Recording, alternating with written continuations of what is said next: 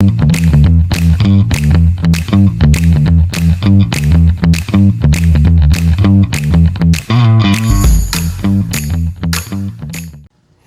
everybody, Jared with J Gross Equipment, Bobcat of Aberdeen. Back with another episode covering some more Bobcat information. If you like these videos, if you want to learn more about Bobcats or your Bobcat, please like and subscribe. We'd really appreciate it. And today we happen to be standing by a T770, and the topic is a block heater.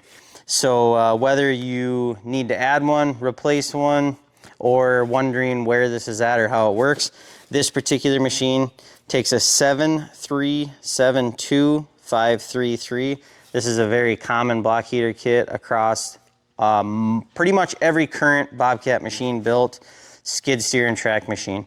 One of the really interesting things about this block heater, and one of the things that most people have not seen before, is this is actually a dry socket block heater. So this does not go into coolant. This does not get wet.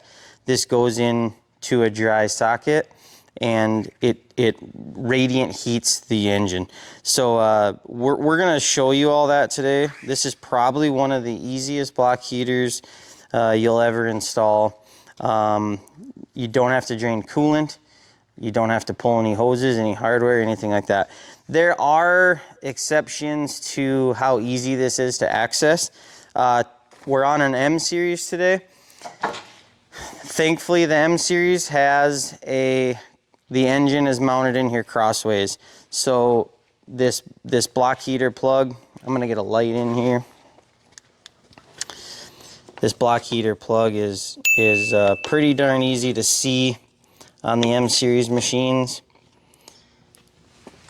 You can see that screwdriver. So that right there is a soft rubber plug. That's plugging that socket for that block heater. You can kind of see that. That's a round plug in there. So some of the tools you'll need for this job.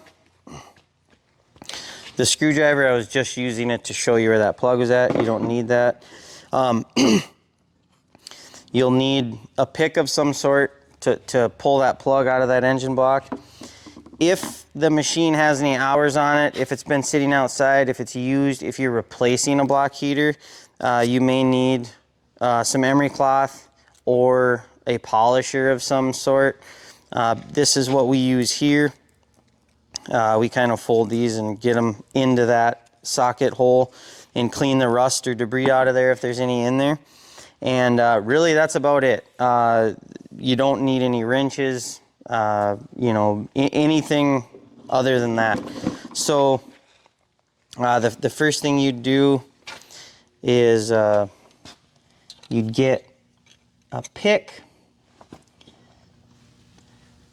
and you'd hook that plug, and you saw how easy that came out of there.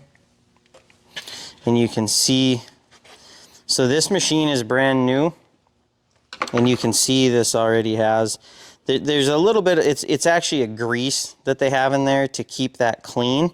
It's not rust or anything like that, but we do see them, they'll get dirty. So this process is kind of hard to see, but what I'm doing is cleaning that with a rag, and you can kind of see on that rag there's a little bit of that sealant they use to keep that clean and to keep it from corroding. A lot of these machines, you know, may never get a block heater if they're sold south of Iowa or Nebraska, if you're in North America here. So you can kind of see there's an open socket in that engine block there. So what that does, this element is specifically engineered for this engine, but that element goes in there, and there's a clip on it. So that clip clips this into that engine block, and this radiant heats around it warms up that steel and warms up that fluid with radiant heat. There's antifreeze around those engine cylinders, and that's what that's heating. So the next step, once you make sure that bore is clean and dry, is you just fit it in there and be sure that you have it with that clip facing towards that piece on that engine there. So this, sorry about that, this clip hooks onto that casting on that engine to lock it in there.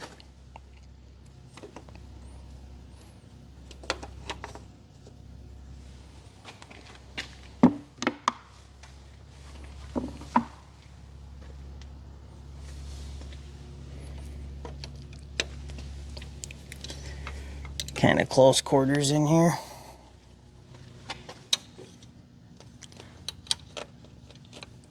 So you can pull this clip, kind of fighting the hose a little bit there. You pull that clip back enough to get it over that. So you can see that clip is going down over that casting. Then you push it the rest of the way in there.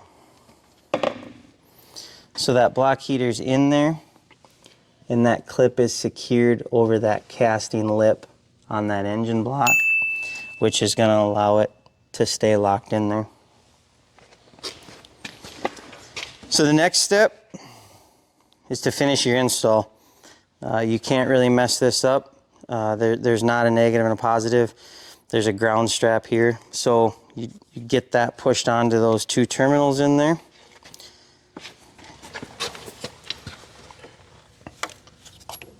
Make sure you have that orientated correctly.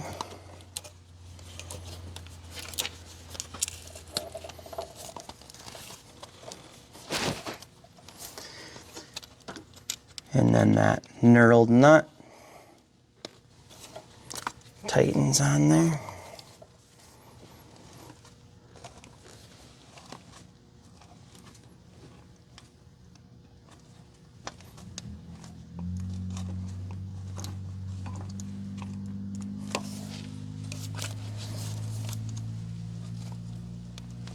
Okay, so then this kit is supplied with zip ties.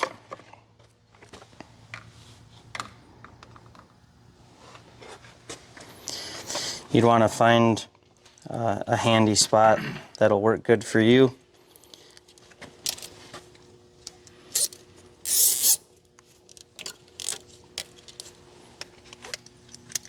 Trim that excess off there.